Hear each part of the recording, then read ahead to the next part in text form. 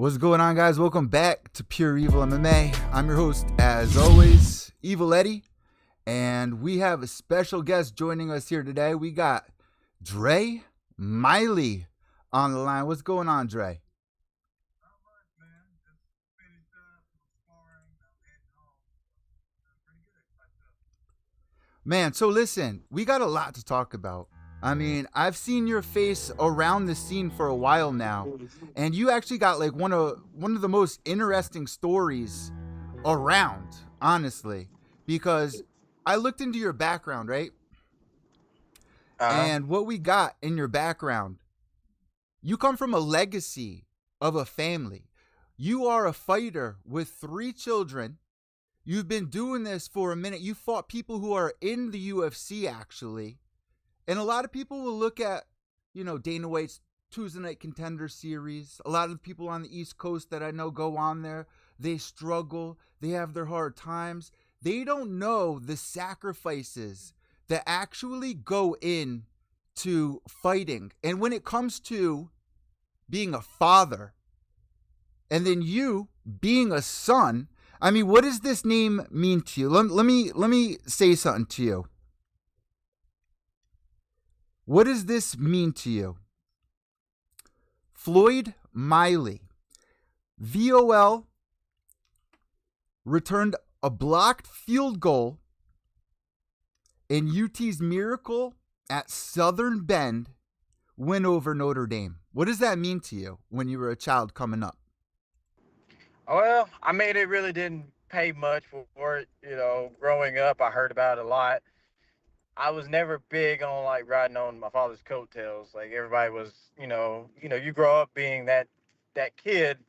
Your father did this, and you're just like, yeah, that's just how my dad is. That's just him being an athlete. So you never like go overboard with. At least I never did. It's part of being athletes and being around my entire family from both sides of my family. Because my mom was a basketball star. She did very well in basketball. She almost went to the WNBA herself. And my father, he almost went pro, and he had his UT thing going on. So it was one of those things that's like, it happens. That's where I come from. But everybody was all up in arms about it. It's like, oh, that's awesome. How do you feel? Same way you are. I was like, it's normal to me. So, and it didn't. It helped a lot when I was playing football too. So he would come to the games, and we played different sides of the ball. He was a cornerback, and I was a running back, and people would compare us to each other all the time. So it's always fun. It's always fun. You say that, right? I've been doing this too long, though, Dre.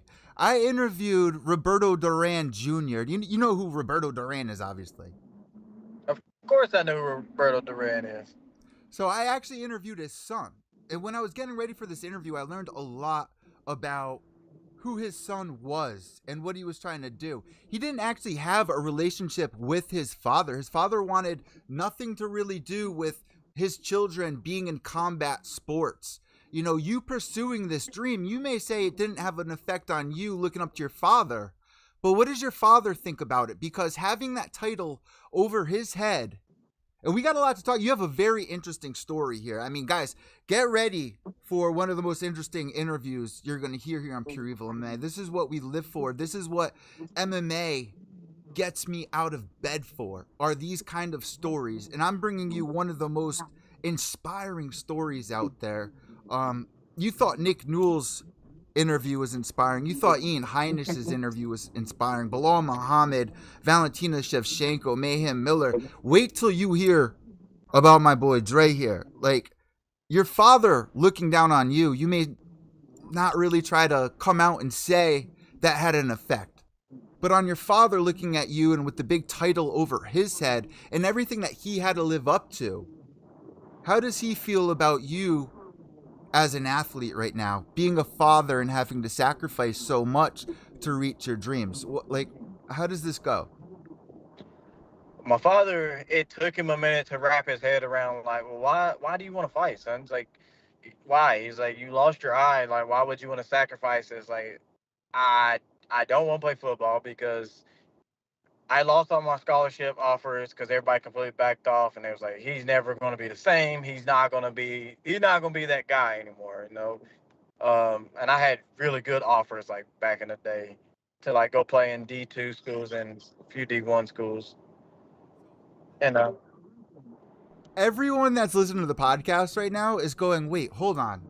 What piece of this story am I missing? And let me fill you guys in. Maybe we should have actually started here. But for me to do this interview the correct way, I had to show you the actual struggle. It started as a child having his father being one of the local celebrities having to live up to a name. But this actually goes so much deeper right now. 17 years old. Let me say 3 words to you, Dre. okay. What does this location mean to you? Reed Spring Road at the border of Monroe and Loudoun County. What does that mean to you? Oh, that's the road where my whole life changed right there. That was the biggest pivot in my life.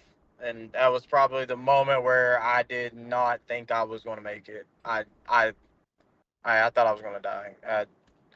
So I didn't everyone think, listening to the yeah. podcast right now at the edge of their seat going, what happened there? Did he lose his virginity and find out he was actually with an axe murderer? No. Dre, seriously, bringing up that name, that location that I did with the coordinates, I just got the chills. Can you bring us through what me telling you this location brings into your mind, your energy? You say it changed your life. You thought you were going to die. This moment actually showed a lot about who you are, because the research I've done, you were actually trying to help others, unfortunately, in this situation. Bring us through this night before this situation and let our viewers understand, because Dre, there's a lot of people that listen to Pure Evil MMA. I'm a recovering addict. um I lost my girlfriend on the highway. She got hit by a car on her way to pick me up. um I was on my way to go get her because she got a flat tire. My life changed in that moment. These are the stories I really like diving into so people really understand what it takes. There's a lot of people that go through situations, they don't want to get out of bed. They don't think they can do it. They go online, they hear how all these doubters out there, all these trolls that get into our heads.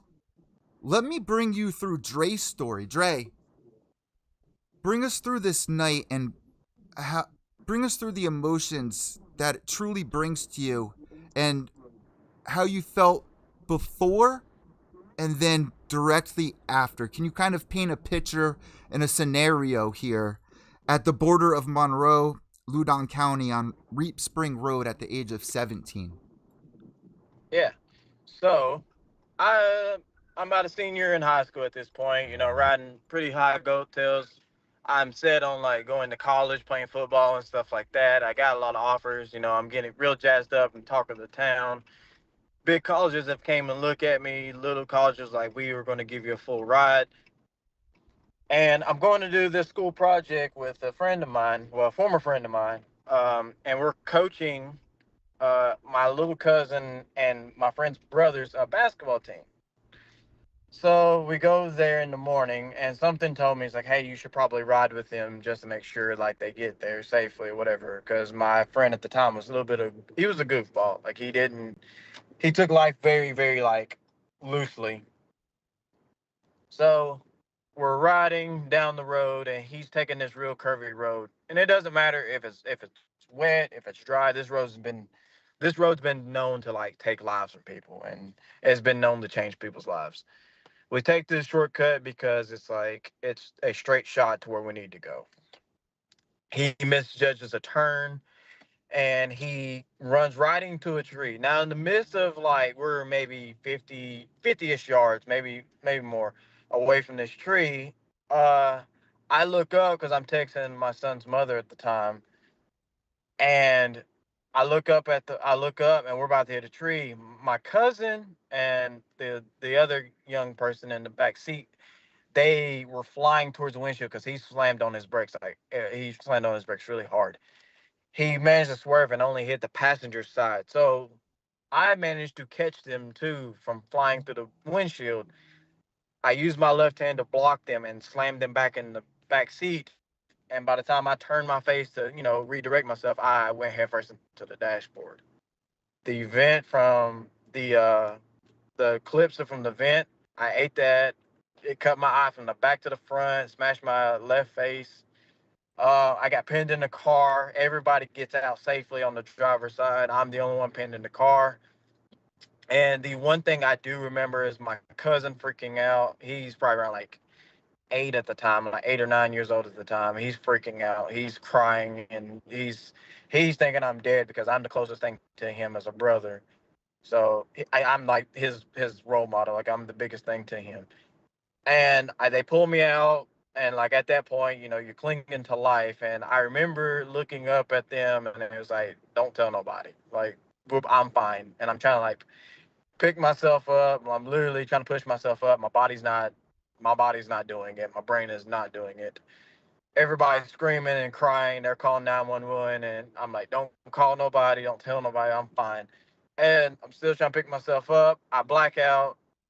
Next thing I know, I wake up. One of my football coaches is over me, and he's, hugging me, and he's crying. He's freaking out. And like even now, like thinking about it, like I get choked up about it because you never know when you're going to go. And at that moment, I was like, I'm leaving this earth, and this is exactly what's written for me. Fast forward, I get to the hospital. Everybody is surrounding me. I'm bleeding out, and everybody's looking at me, and I'm like, why is everybody freaking out? Like, why is everybody crying? Like, well, I'm fine. And I look at the pillow, and my pillow is soaked of blood. It's bleeding out my face. My grandmother's freaking out. Son's mother's freaking out. My mom, she comes from Texas. She's on the plane like immediately as soon as that phone call happened. She's there. Everybody's freaking out. And I'm trying to play it off like, dude, I'm fine. I'm absolutely fine. So thinking about that, it's hard to think about. The day that I found out that I wasn't gonna be able to see, like I broke down. Like I've never broke down in front of my mom before, and she broke down. And my mom is probably the strongest person that I've ever met in my life. She broke down, and it's just like depression hit, and I was like, I'm not gonna be able to do anything ever in life. You're 17 at this age, and you got your whole life just ripped out from underneath you. So you're like you're blind, you're never gonna see again, and you're not gonna be able to do what you felt at that time you're created to do. So even now, I still get teared up and still think about how blessed I am to be alive. You say right now you're so blessed to be alive, but anyone going through that situation, listening to this story, if you put yourself in that position, waking up within a moment, just going out, just leaving the house, you could have been comfortable, chilling. You make a split decision and your life changes. Fight for you. It's been a really long fight for you. You're not just fighting in the cage because of this now. Before we get there, fighting the commission, fighting the state, just to fight in the cage. Before we get to this point, where were you months after that?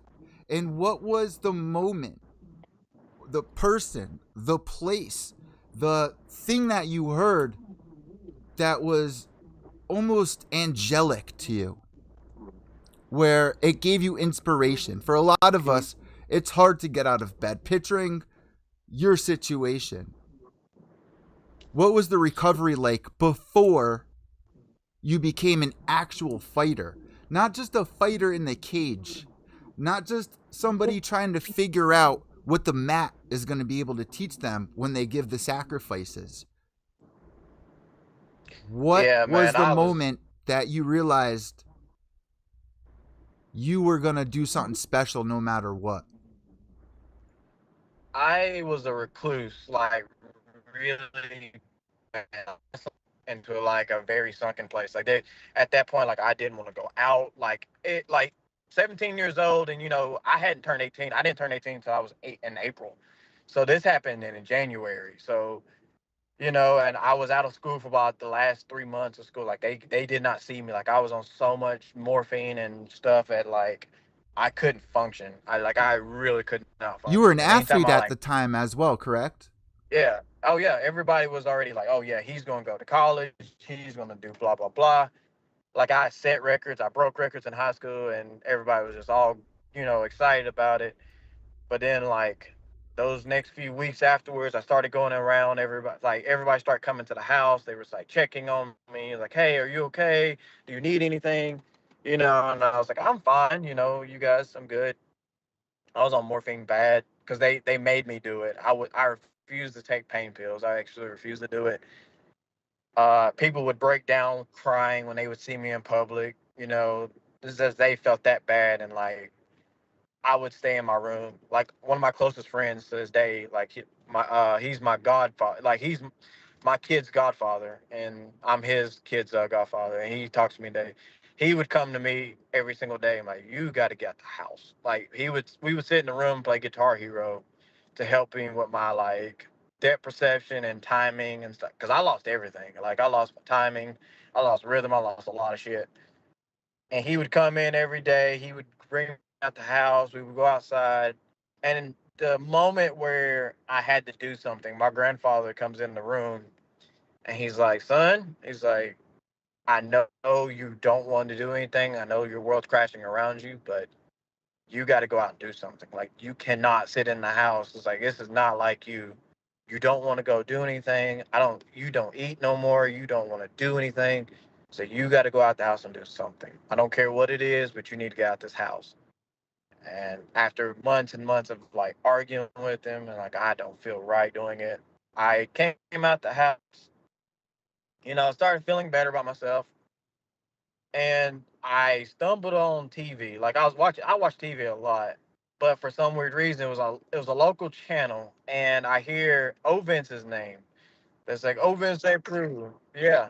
So I hear Ovin St. Preux's name on TV, like, yeah, he fighting in Knoxville at the local such and such center. I was like, Knoxville. I was like, that's not that far from there. Like, that's not far from here. It's like I could like that's awesome. Like I didn't know that was happening, and it just kept popping up. And Knoxville Martial Arts Academy just kept ringing in my ear, and I was like, all right, I'm not gonna pay attention to it. And like slowly but surely, I started like wanting to learn more about MMA. And UFC at this point was when they just bought Pride, and they were, you know, Rampage Jackson and Vanderlei Silva, and all those guys were just they're coming up, and Chuck Liddell, Rashad Evans, the Ultimate Fighter is a big time hit. And I've been around UFC like all my life. Like all my family, we box each other, we fight each other. It's just a normal thing. So like I stumble on it from like a mutual person. He was like, I can't do nothing for you, but I need you to come with me to this gym, and I need you to meet this guy named Eric Turner. And I was like, okay. I go there, and we meet. I meet him. The guy's like, this guy, this. He tells me about him. I meet him. Me and coach have a good talk with each other. And he's like, yeah, just see if you like class. And then next thing you know, I'm in there training every single day. I'm loving it, and like this was back in like the wild west of MMA. It's like it wasn't a structured. It was like you just come in, you're toughing it out. And you You would bring up learn a few Coach techniques. Turner. I don't mean to interrupt you, but I know his famous line, which I kind of brought up before. The mat is an altar. What you sacrifice is what you'll get, right? Is it something like that? Yeah, that's 100% what he says. Yep. So he's been the guiding light through everything I've been through. Like I tell him all the time, it's like they like, oh, he's a coach. They're like, I'm not. Like I'm like that dude's a father figure to me. It's like he's pretty much raised me to be like, you have to think this way, you have to be this way.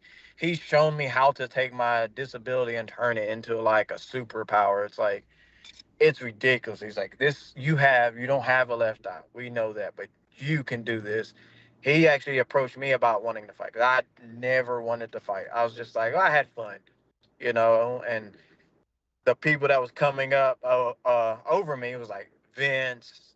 We had a guy named Justin Fisher. We had Jason King was coming up at this time. Oh, I've interviewed. James Adcock. I think I've interviewed him a long, long time ago. I had a couple of people from your gym. Now that you bring it up, I think at least two people. Somebody that Mhm.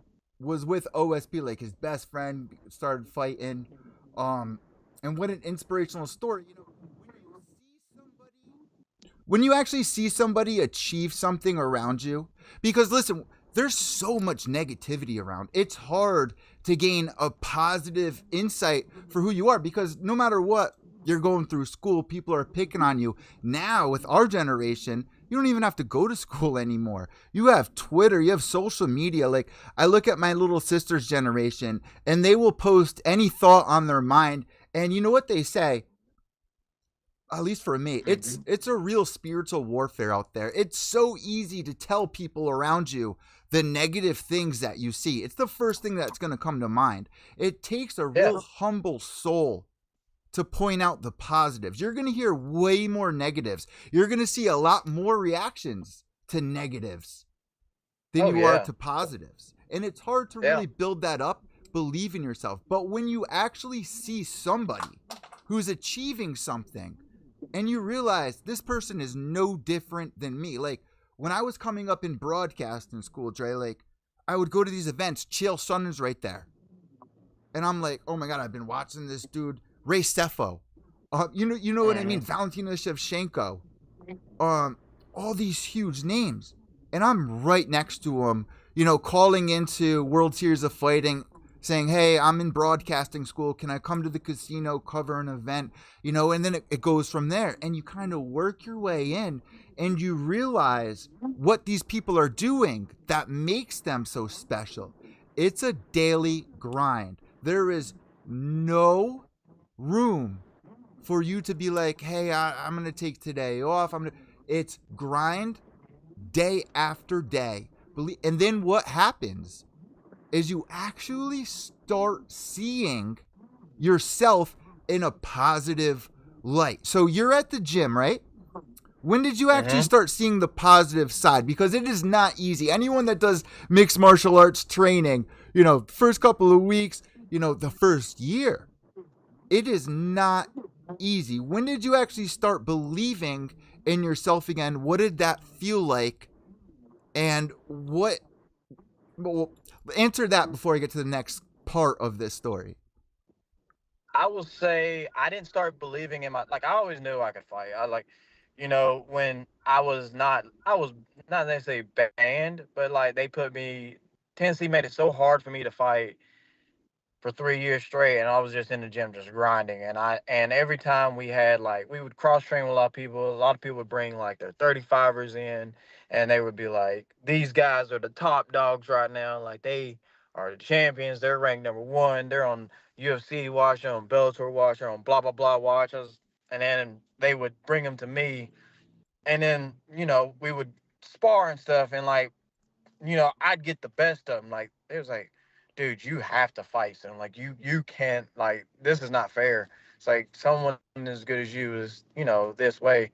I will say I didn't start feeling like I was that good until like my third or fourth pro fight.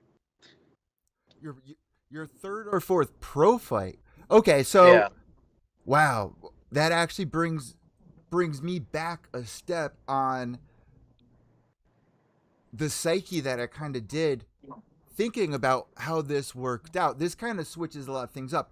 Over the years, interviewing all these fighters, like at one point I did a show with James McSweeney, right?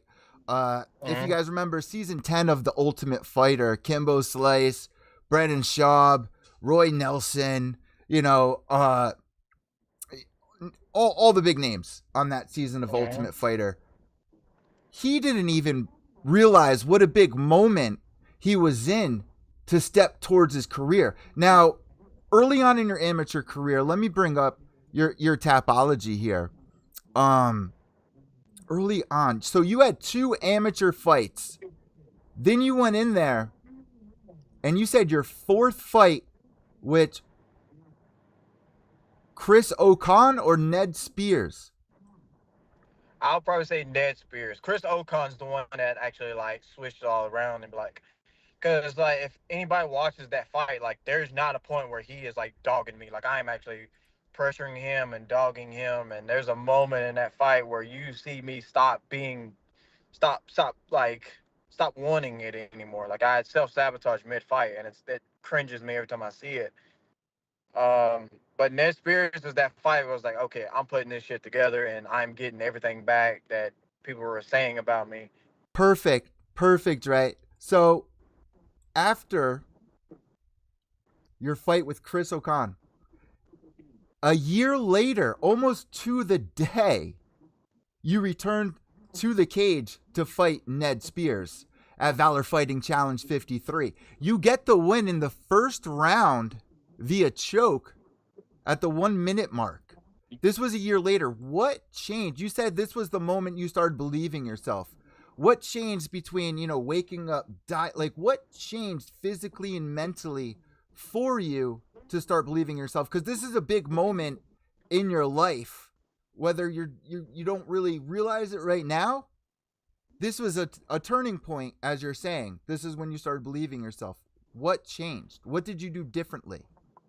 Well, this was the first time I changed. So there's another fight where I hit another level, and it was like, oh, I am that dude. So this fight after Ocon, like I saw myself sabotage. I was like, ever again, if I'm going out, you're gonna have to take me out. Like I will. You have to choke me out. You have to catch me with something. That's the only way I'm going out. So what my coaches and teammates did, and what I told everybody to do is like, if I quit, you don't stop me. Like I want you to hurt me. And it was a mindset change of like I cannot back up anymore. I can't do this anymore. And everybody, my coach was like, "You're too good to be doing this. Like you were self-sabotaging." We did a lot of mental skills training for all our fighters.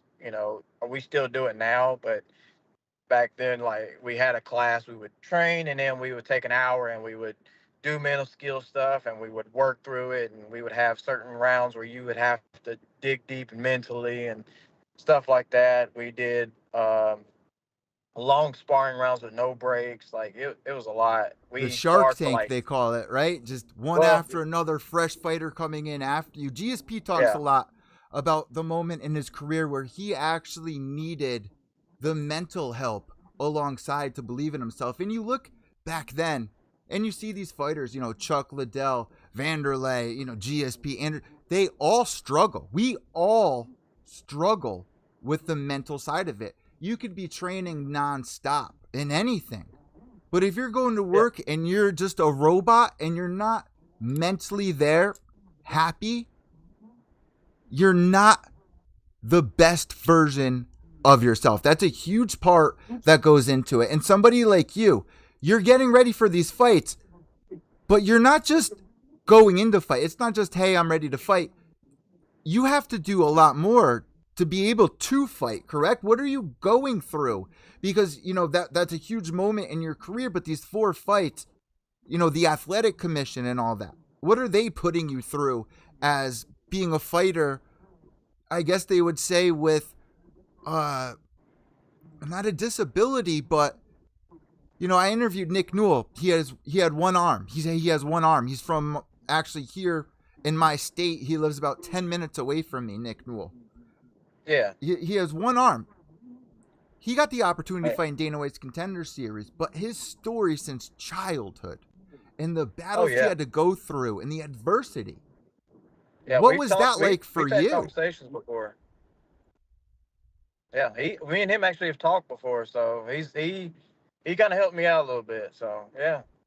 So, what information did he give you? Because I'm sure it's a lot. Because I'm like, listen, let's go back to your topology really quick. It seems like you're actually having a lot of issues more now, right, than you were before in the past with the athletic commission. I mean, were they not as strict back then, or are they seeing you actually taking it serious, higher competition? Say for instance, they're probably taking into consideration if you get poked in the eye, right? Like, what do you have to put down to show them I am just as good as anyone else with or without one of my eyes? Well, like, what kind of battle and fight goes Yeah, into that? actually, it's not a fight anymore. All the commissions are letting it go because they see that I have 17 pro fights, and they've seen film on me. They've seen things. They see me train like, and it's not like I go to a regular eye doctor. I go to an actual specialist in South Carolina with the fight doctors down there at Revolution's gym. They've helped me out so much. They helped out the gym so much. They've actually vouched for me. It's like, no, this dude's Oh the wow. real deal. It's like he can still do it. So it's like Tennessee. Once Tennessee let me go, Tennessee was like, "Oh, bet, just let this guy go because he's just running through people." Now it's not even the commissions that are saying no to me. It's these weak ass fighters now. Like, it's these pampered ass fighters that are quick to say, "Well, you fight cans, but like, I don't want to fight you. Why not?" Well, I'll fight you, but let me get like a different type of contract, or let me miss weight, and if I beat you, you suck. It's like, yeah, but you can cheat and miss weight, and I have to take it on the chin. Not only am I giving you like I'm handicapping myself by saying I can beat you with one eye, you're sitting there saying, "Well, I can be a fat shit and then not do my part professionally." So How it's not the commissions anymore. More states are like willingly to let me go now. I think the only state that was like saying no, and that was Connecticut, but they were like, "Yeah, we just fumbled the paperwork. That's all that was." So it wasn't even nothing like that. It's mostly these fighters now who want to be fast tracked to Dana White Contender Series, who miss the weight, but they want to fight easy fighters. And when you see me, no one wants to fight me. I honestly believe I'm the boogeyman of the 35 division because I fought John Sweeney. Me and John Sweeney will tell you straight up. He's like, he even has an interview said that, "Hey, I know I have to get Dre out. I have to violently knock him out," which means he knows he has to get me out because if not, it's a long night for him. It's a long night for him. Jose Johnson, he was like, "I'm gonna knock him out." He could not do it. I broke him third round. Wrestle fucked him for 5 minutes straight. Second round, he beat me. First round, I took it. So like, and then hell, even Cody Durden even says that like I was his toughest fight outside the UFC circuit. So I've had people on the contender series just like, "Nah, I don't want to fight him." Robbie Ring, he went on the contender series. I called him out for 2 years straight. No one said anything. He didn't say nothing. Um, a lot of people don't want to fight me. A lot of people. I sat at the number one spot in the state of Tennessee for years, and no one said anything. I'm still sitting at number two. you are at No number one said 2. That anything. is correct. You are at number Yeah, 2 for the bantamweight. Yep. yeah, no one's saying anything. Even these guys like, "Oh, well, I'm looking for somebody." And when my name gets passed around, it's like, "Oh, well, let's lowball him and give him like low amount of money because if I want to beat him, this is gonna be good for me." It's like, no, you got to give me the money because you need me to make yourself look good. Period. So I don't think there's ever been a fight where like I've been absolutely dogged. Like there's no. It's like you can't not do that. Like you miss weight. Most people who beat me are people that miss weight, or most people who beat me is because I've done something to sabotage myself. But that was with the Cody Durden fight, and that was John Sweeney. Jose Johnson's fight, I wholeheartedly believe, and I'll watch that film and tell everybody till I'm blue in the face. I beat that dude. I beat him. 100% beat him. I did him worse than Damon Blackshear did to him. I done him worse than anybody else he's ever been around. There's a reason why they don't talk about me whenever they fight. There's a reason why Cody Durden's fight against me is not aired. There's a reason why Jose Johnson's fight with me is not aired. And it ain't like they ain't got the film of it. Everybody has film of it, but nobody wants to talk about me. And for the life of me, I can't figure out why. But at this point, I have to chalk it up to be like, I am the boogeyman. I am that person that no one wants to face because they know it's hell. And I tell every single person that I fight, it's like, "You're gonna fight me. I am going to bring you to hell with me, and you're not gonna like it. I've been through hell with my eye. I've been through hell with commission. You have no idea what type of hell I've been through." You bring up something really important here. A lot of fighters will try to dodge the actual good fighters to make their record seem a little bit better. I remember a long time ago, Thomas Almeida was called out for this. I think he was a featherweight in the UFC, featherweight or a bantamweight, Thomas Almeida, and they looked into his career and a lot of the fighters they were trying to dish on. But you can't say that about a lot of the up and coming fighters with records inside the circuits, because at any point in time, a fighter that you thought was this version of themselves is completely different by a year later. As you were saying, Yep. I didn't start believing in myself till, a year after an event occurred in my life from a fight. Here on the East Coast, what I've seen a lot are fighters going in there, they're taking fights, they're trying to do what you're saying, get the edge, couple pounds overweight, whatever, let it slide. I get the win. That's all they're going to see on it. Then it looks good. I'm going to get into the Dana White Contender Series. Now, and I really hope the East Coast, Connecticut, New York, New Jersey, Mass, does not give me a hard time about this. I've brought it up before. You get to the Dana White Contender Series, and you don't do that well because of that.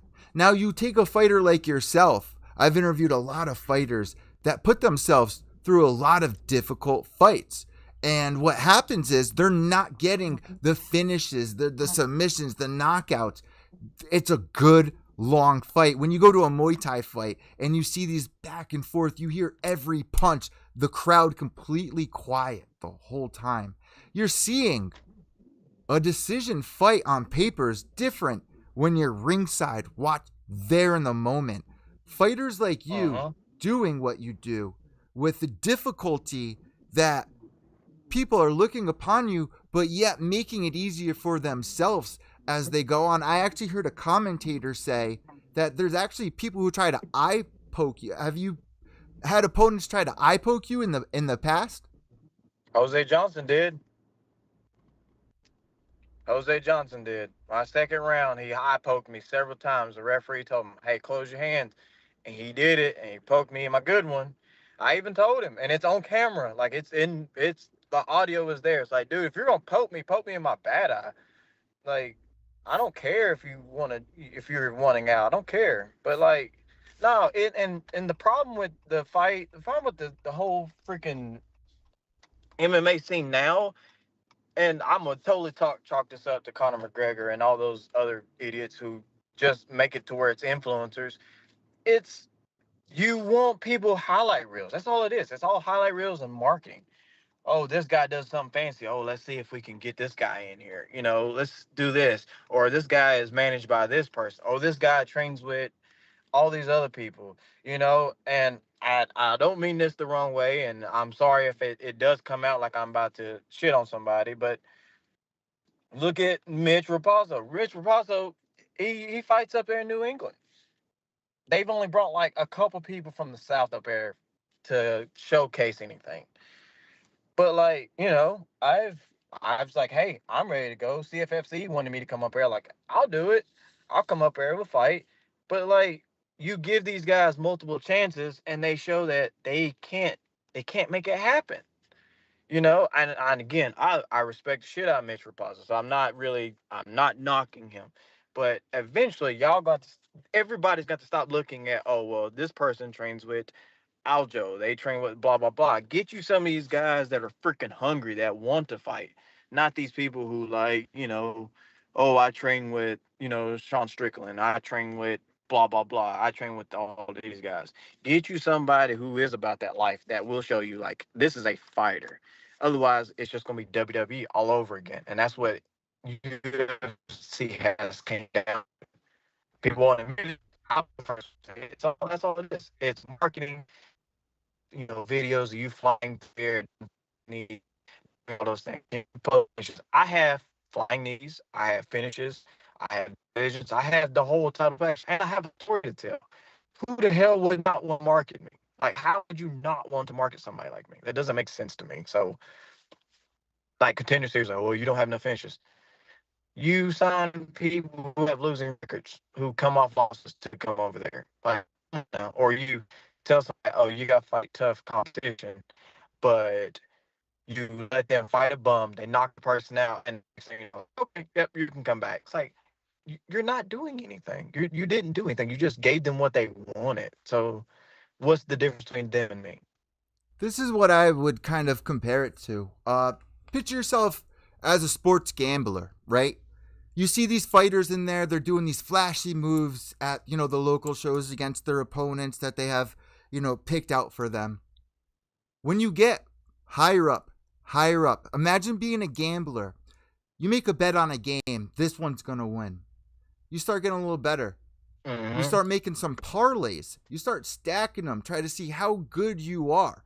It's a lot harder at a higher level. When you start stacking, I'm going to pick this one, I'm going to pick that one. It's not going to work out for a lot of these fighters that you see, oh, I train with this one, I could do the spin moves. But these are the people, this day and age, that the UFC is going to promote because of people like Conor McGregor, Ronda Rousey, and her attitude. Any kind of publicity is good publicity. But at this point in your career, you got to be so sick and tired of it. And you just want your shot. And the way I see it, it doesn't matter what promotion you fight for.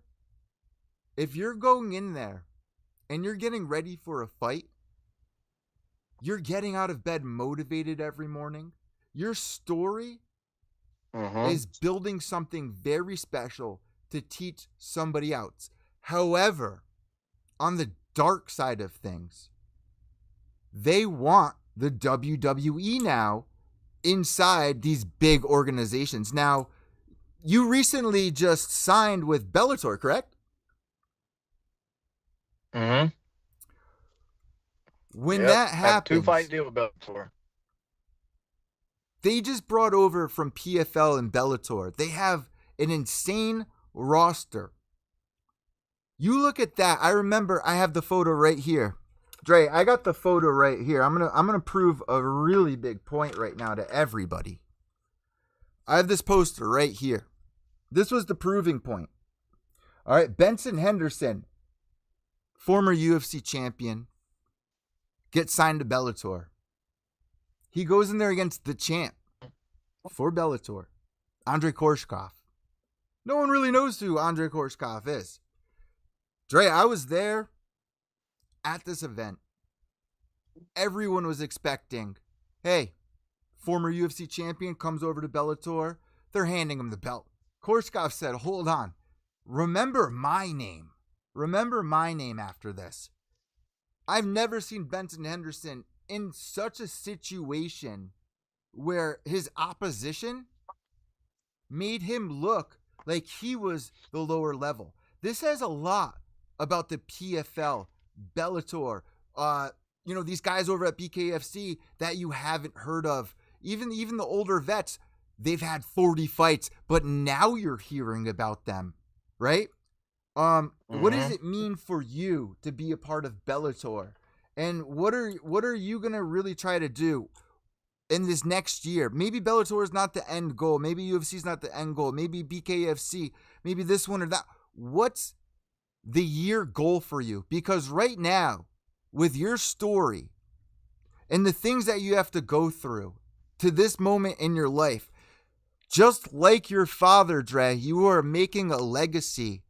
Not only are your children watching at this moment in time, this is a very important moment in time, historic moment in time, especially for MMA fans to watch these up-and-coming fighters that are number 2 in the entire state for their weight class, like Dre is.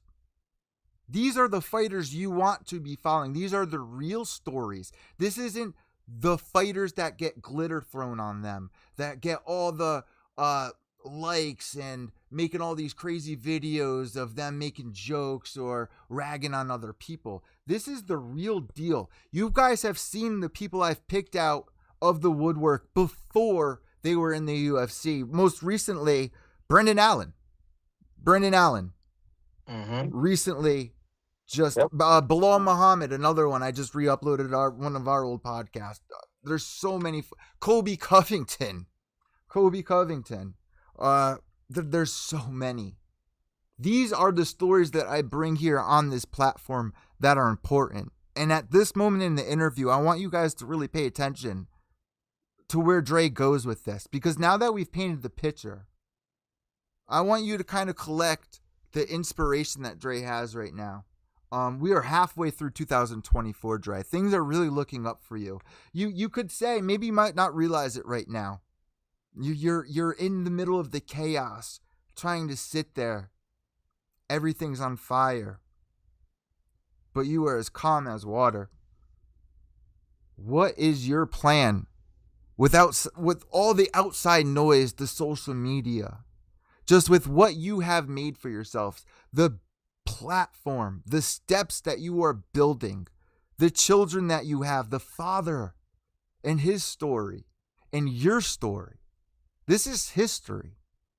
Dre, I'm literally getting the chills right now. These are the moments that we live for in mixed martial arts.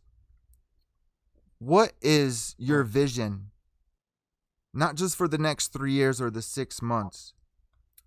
Where do you want to be by the beginning of next year? Right now, with Bellator out of the picture, don't even bring up where you want to be, but what you want to be and what your story means as the legacy that you bring forth.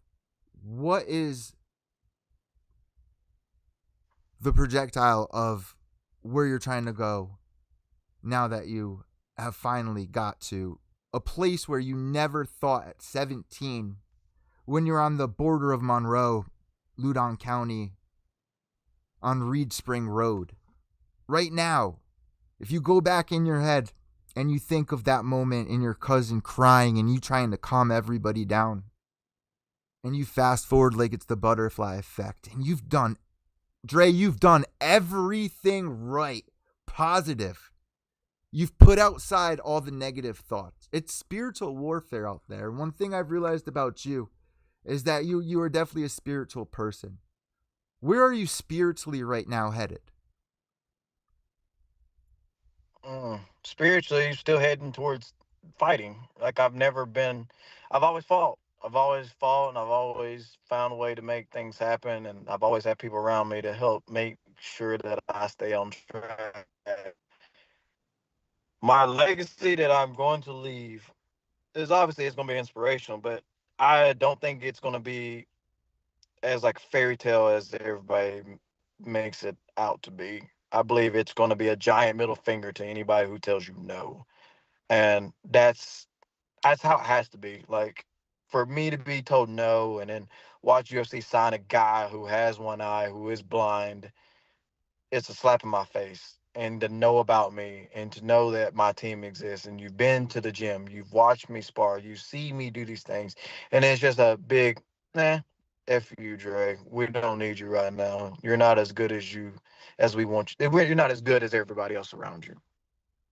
So my legacy to my kids, and my kids go through this crap where like, well, I'm not gonna be as good as everybody. And I have literally told my kids, I've literally told them, fuck them. Do your shit anyways. Fuck them. Let them talk. They're gonna talk. Talk louder, and then back your shit up. I've told all three. I told all three of my boys that. I've told my wife that. She comes home, tells me about her job and how they treat her. It's like fuck them. Do your shit. Go there, do your job. Fuck them. At the gym that we train at, that's how we do things. Like, hey, you're a fighter. Fuck them. They're gonna do some shady shit. Fuck them. They're gonna try to cheat you out of money. You don't have to play ball with them. So that's what happened when I was supposed to fight the trail. They did some fuck shit with the contracts and everything else. My legacy is much more important than beating my chest. Sitting there saying I can beat you. I can beat you so many different ways, but I can beat you in a mental way, in a spiritual way, because you're not going to corrupt my spirit. I'm going to tell you fuck you, and you go do something else about it. You get your shit together and we fight. So right now, where I want to be, I would love to have a contender shot and then beat somebody up, get my spot. Hell, even if I don't get my spot, just get there and be like, I did it. Because what's going to happen is, and it happens every single time, people are going to talk about me, period. Win, lose, or draw, you're going to talk about me. And it's going to be like, why the hell did you guys wait so long to get this guy here? And how I just approach everything is just saying, fuck it. You have to do it. You're going to do it. There's no ands, or buts with it for me no more. Fuck it. You don't want to give me a shot? Fuck it. I'm going to do it. I'm going to make as much noise as possible. Is And that's that how I is live that it. what you're Funny, aiming for? You want you are number 2 in Tennessee. You deserve a shot at Dana White's Tuesday Night Contender Series. I've seen a lot of people get their shots on Ultimate Fighter, Dana White's Tuesday Night Contender Series. Um, I've watched people who've got shots at 135. And I was like, I would absolutely ragdoll them. I've watched people who get shot. I have applied for the Ultimate Fighter when they had bantamweights on there. I applied and I had the biggest record on there, and I got passed up. Why? I have no idea. But they let people like Dustin Lampros and again, I respect the guy again, Mitch Raposo, all those guys want to get on that show. And it's like I had better records than them. At that point, I was like 10-5. Like like I had a good record. Like I Mitch was coming off a Raposo win. I just had got dominant win. signed to UFC 303. Another fighter that I've watched come up over the years here on the East Coast, young gun, Yeah, Joe yeah. Giannetti, who's fighting tomorrow for Cage Titans as well, getting the Ultimate Fighter, winning the Ultimate Fighter, getting to the octagon, having a lackluster performance. I interviewed Rosendo Sanchez, DC Habib's striking coach, during Mm-hmm. that season, and you could get to that point, but when it's time to shine, a You lot of these literally gotta fighters say from the fuck East it. Coast, they And a just lot of don't the guys shine for some reason. they because they can't say fuck it and go. They get caught up in like, oh shit, I made it to UFC, and they all change. Like you can look at their post from the moment that they're going up to UFC, like pre UFC, they make it to UFC, and then you look at post UFC. It's three different people. It goes from like I'm hungry to like I'm the shit to like, oh, I gotta have a redemption stage. There should have been a redemption stage. You should have been that person. You should have kept that same energy I going into remember UFC, staying in the UFC, and leaving. So like these fighters now, they have that effort button. They're like, I don't care. It's like, oh, I'm Flash, I made it, blah blah blah. It's like, no, fuck that. You gotta go. You know how many people are sitting on the sidelines? You know how many people are chomping at the bit, who are killing themselves, who are away from their families, trying to get to where you are, and you're gonna squander that, and you're gonna call these people? No, it's fucked up, and I don't like that. And I always say it's one somebody of is those. next in line for that position that you want. What is holding you back from it being you, right? Um, I remember that you bring that up. I remember Rafion Stotts. He came up here to the East Coast to fight a huge upcoming name, Dennis Paiva, Mm-hmm. and he got slaughtered in this fight. It was the moment he was supposed to get signed to the UFC. Rafion Stotts flew right up. Mallory Martin, she was another one that they flew up. And you see the competition level from the East Coast, and then what happens there in these moments. And I never thought of it the way that you did, but it makes a lot of sense. I'm not somebody to say what you're saying, but I kind of see what you're saying from, the 10 years that I've been covering the sport ringside and having, up and comers and some successful, some unsuccessful, making it to the UFC and making it at the top. You make a really good point there. And then you also bring up the UFC signing somebody that's blind in one eye. Am I thinking of the Dagestani fighter? Or is that who Yeah. you're bringing up? Yeah, the one Dagestani that cannot wrestle. That's the Okay, craziest shit I've this ever is heard a in my huge life. issue. I've seen, Greg Hardy, I posted on my YouTube today how he just got knocked out again. And I say he's in purgatory. He's in hell paying for, what he's done. He got a shot in the UFC. And then when he got the taste of the real level, he started getting knocked out. With everything going on with that fighter, Greg Hardy beating a woman, getting signed to the UFC. The fighter you're talking about, I've watched a video where there's a couple kissing on an escalator in Yep. front of him, and he Yep. attacks He's, them. He he beats the attacks crap them. out of him. He has jujitsu videos where he stomps people.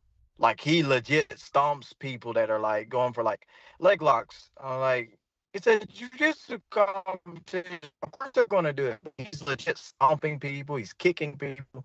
Oh, he's got a bad attitude. But to me, it's like that's what you have to be now. You have to be a villain. You have to be that heel type person. So The yeah, saddest it's part, though, Dre, it's unlike Colby Covington, this person, him and Greg Hardy, are not playing a part. They're not designing their villain. They're actually bad people to have done. And you see it all with NFL not allowing Greg Hardy. This person I would not allow my sister to date. You know what I mean? Like, then Mm-hmm. Dana White is saying,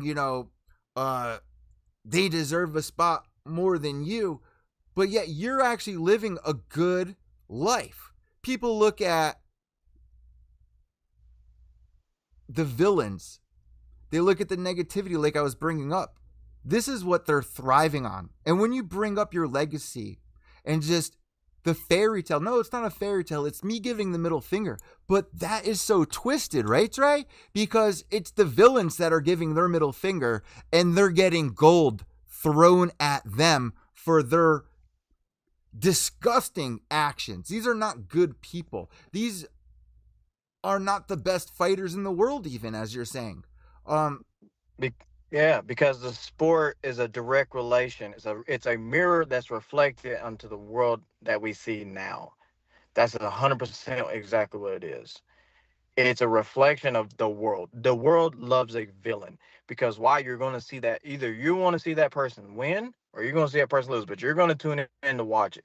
We've been doing it since the dawn of time.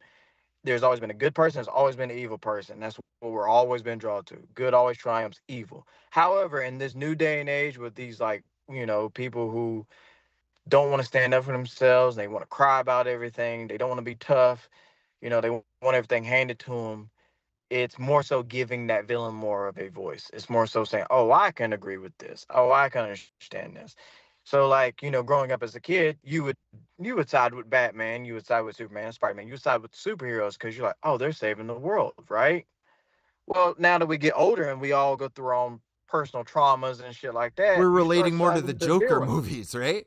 Yeah, because now you're like, oh shit, that makes sense. When it's really not. You never sat that person down. It's like, you can't be this way. You never tried to humanize that person. You more so was just like, it's okay that you're this way. And I don't do that. I like everybody at the gym. We know everybody has their traumas. And I'm not knocking anybody's traumas. I'm not saying your trauma is low. I'm not saying it's not important. Your trauma is very important. But you have to work through your traumas. You can't sit there and just be like, well, my trauma is me. You're not your trauma. You're not your depression. You're not your mental health issues. There Why is a change though if you're being rewarded for it this day and age? Like we're discussing, it's I sick. get that. But that's what I'm saying. But that's the way it should be. But everybody's getting rewarded. Like you see, like you said about the kids. Kids are getting bullied all the time. And they're targeting the kid that's reporting getting bullied. Like, hey, my son's getting bullied. Well, I can't do nothing to your son because now this kid has issues. He has mom and dad issues. His dad's whooping him at home. Okay, well then go handle that. And then next thing you know, you have to handle that situation. And then now you're in trouble because you're trying to protect your own.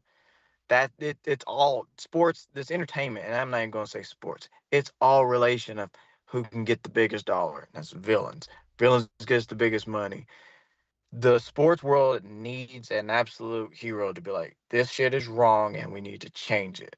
But the problem is with our sport, with our entertainment, is that MMA is ruled by casuals and they're ruled by people who don't have that good morality. They don't have good morals at all. They don't know what it is like to be a fighter. They want to be a car salesman, a sleazy car salesman, and a business of violence. That's exactly what it is. Like gladiator times honor. Like, no, that you go back and watch any movie that has any gladiator in it, they all died with honor. Samurais died with honor. It's like, you beat me. I'm not gonna do anything corrupt, but I will meet you here, and whatever happens, happens. After that, you can take my head. They even perfume their heads. That's how much of respect they have for somebody they did not care for. I know you're going to kill me, but let me get it all nice and neat. Why? Because I respect you as an adversary, because I know I am going in there to get my head cut off. The world is just going to. It's a lot. It's crazy. It's right. It's perfect that you bring that up at this point in the interview because the name of this podcast, one of the original MMA podcasts, number 14 of the top 50 MMA podcasts in 2024. For the past 5, this is the highest spot we've gotten so far over the years. Number 14 podcast. People may look at Pure Evil MMA going, these are going to be all the villains. But my slogan has Mm-hmm. always been, Without evil, there is no purity. And the twist on that for the new listeners of Pure Evil MMA, my name is Eddie Valeco. So E for Eddie, VIL for Valeco, evil. In this sport, like you're saying, there's a lot of corruption. My slogan is, without evil, there is no purity. I'm trying to show people these kind of stories, your story, the stories out there that we should be giving the attention to, the stories that we should be tuning in to watch, the underdog that could easily say, F the world, that could easily, just say, screw it all, I don't care, not show up and be a father, not show up and be his son, abuse people, say the worst things to this one and that one. No, that is not what this is about. These are the stories. Without evil, there's no purity. This is the purest story you are going to get, that you're going to be able to relate to. A story that is building a legacy upon someone that I would want my children to watch on the television, not these villains that are posting the most disgusting, disturbing, even influencers out there. Dre, Sean Strickland got a lot of shit for beating up Sneeko, a very popular influencer. I had this to say about it. He was getting a lot of slack, right? I had this to say about it. This day and age, you're seeing Jake Paul called out Ben Askren, Tyron Woodley, knocking these dudes out, right? You're getting all these influencers coming up thinking, oh, they can do it, I can do it, I can go in there, treat them however I want and get away with it.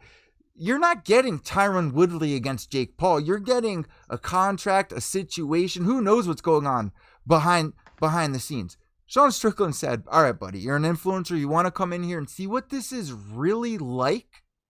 He gave him a taste of what it's really like for people to think that they can go in there and disrespect an MMA fan and an MMA, a UFC champion, come out and be like, hey, check out this footage of me destroying. You could do this. You could make content over it.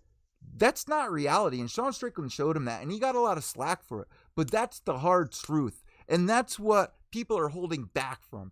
Your story, you should be on Dana White's Tuesday Night Contender Series. You should be signed to the UFC because of what's really going on and the fighter who you truly are and the excitement that you bring, the stories that you bring. Nowadays, all you're seeing is the most vile things in entertainment. You go on Facebook, you're seeing the most insane thoughts, the meanest people. You're seeing shootings every day. You're seeing people watching videos of the most disturbing things, laughing, causing these disgusting situations. Dre, your story is maybe 1 in a million, but it's the 1 in a million that people need to pay more attention to and give more support to. It's so much easier to be negative than it is to be positive. Dre, what do you do before we end this interview? What is your day-to-day to get your spiritual energy where it needs to be the person you see yourself being? Maybe not a fairy tale in your head, but man, it truly is. Been doing a lot of Bible reading, a lot of Bible researching and stuff like that. It helps me do those things, and then I look at all the warriors and stuff. Like every now and again, I post like stuff that I've heard, Bible quotes and stuff like that. Because I feel like that's what you need. I need to have some kind of positivity. I can't just be like, hey guys, look at me. Sometimes you have to relate to the people who they need a graphic, they need a visual, they need something, And that's really what it is. You just read the book and you find out things. It's essentially what it is. Because the world's going to be. It's been like this time. Yeah. And it's just you're going with the flow. You're going to flow. It's ongoing. So being positive to somebody, regardless. They mad, keep being kind to those people, but at the same time, don't give a inch.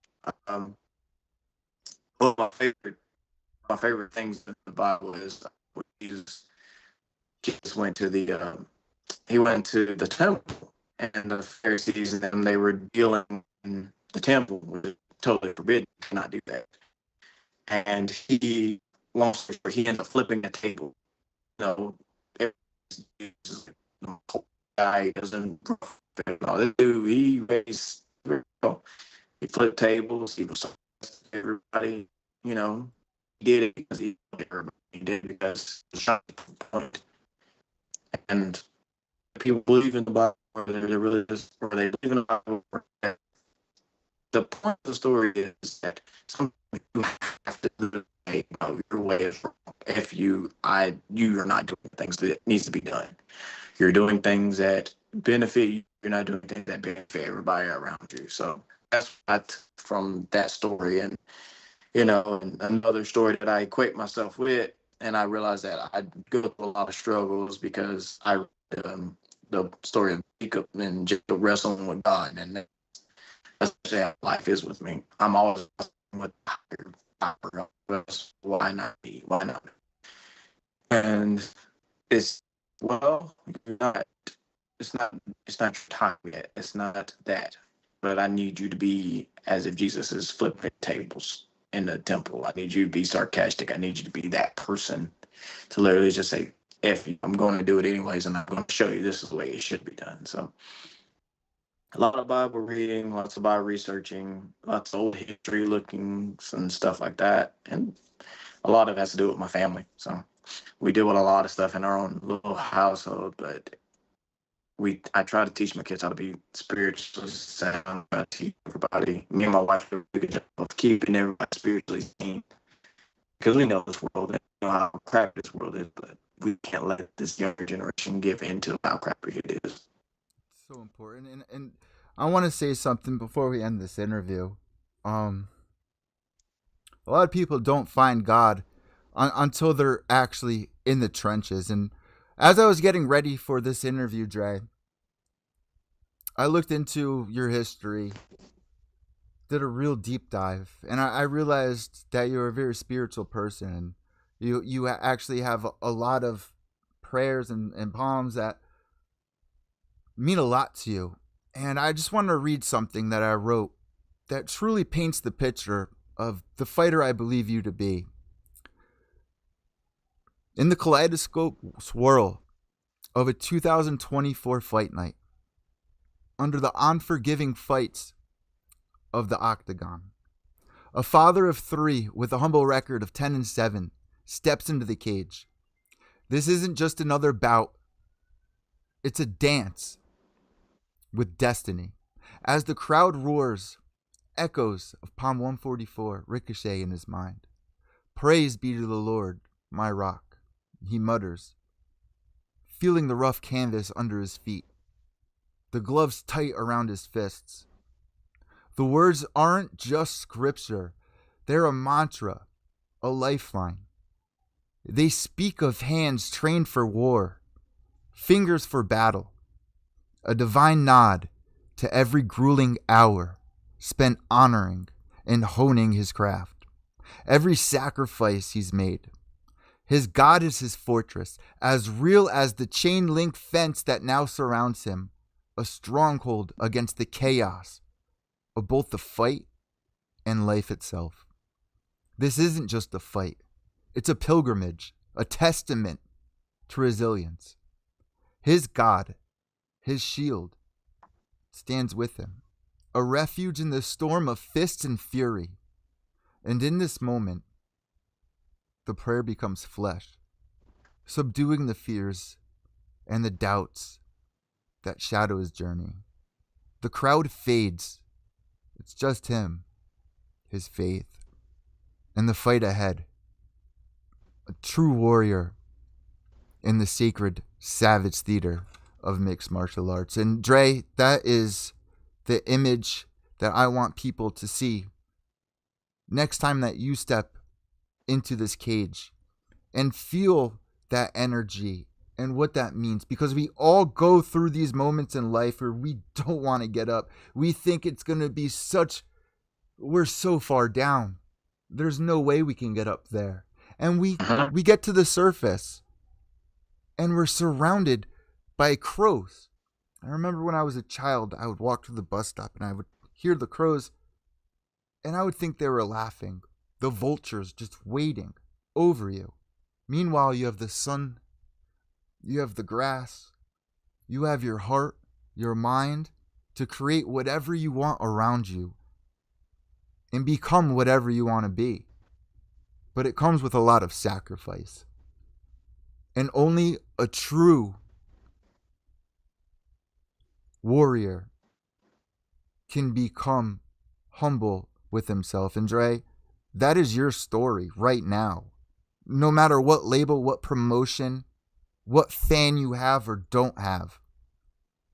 That is your story. That is your legacy right now, whether you realize it or not. And that is very special to somebody out there right now listening to your story. And I want to thank you for that. And I want to pray for you that as you move forward with your journey, as your father looks down on you and his legacy, and your children look up to you and see what's going on, and realize that the middle finger to everyone else is really just freedom and peace of mind when you're able to have the right energy around you. And that's what you've created in such